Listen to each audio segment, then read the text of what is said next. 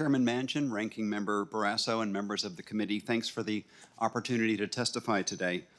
I've served in senior roles in the national scientific enterprise, but last year I was given the honor to serve as the president of the University of Wyoming, a proud part of rural America, which has an enormous amount to contribute, offering new opportunities and partnerships to strengthen DOE efforts in research and in economic development.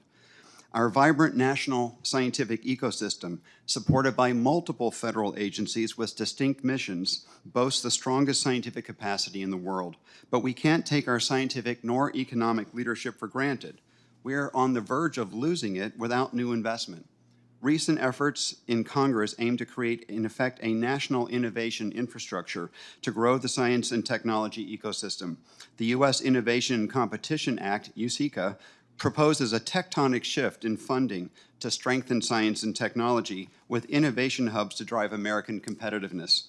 The Senate and House need to reach agreement on legislation on science and technology. Other nations are not waiting while the United States considers different approaches.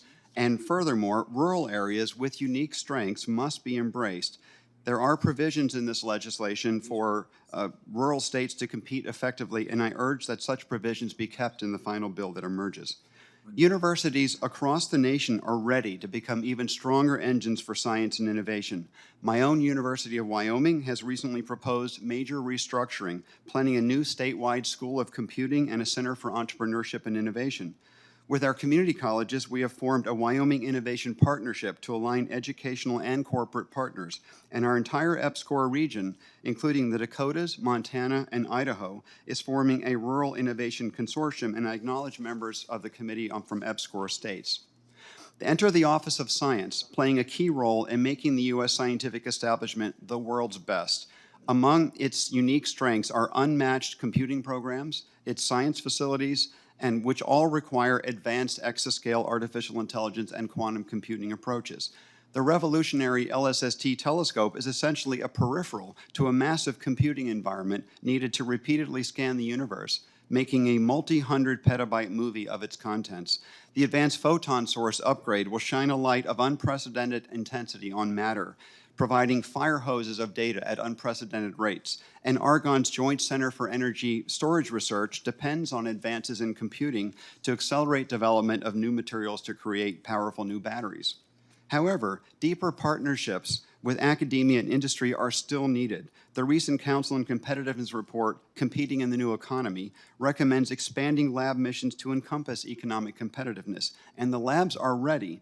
What opportunities do rural states like Wyoming bring to science, technology, and innovation? Well, great talent resides everywhere.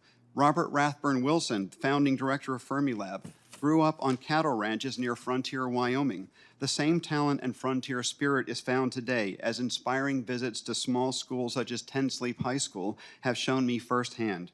Our region's assets are virtually unmatched, with large deposits of rare earths.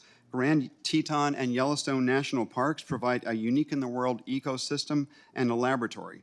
Our national forests absorb carbon dioxide, but wildfires are relentlessly increasing as our world warms, and then they release it and pollute the air for thousands of miles. Our snowpack is essential for water in the West, supplying half the water through the Colorado River that serves Los Angeles. Our scientists predict a significant reduction of these water supplies during this century.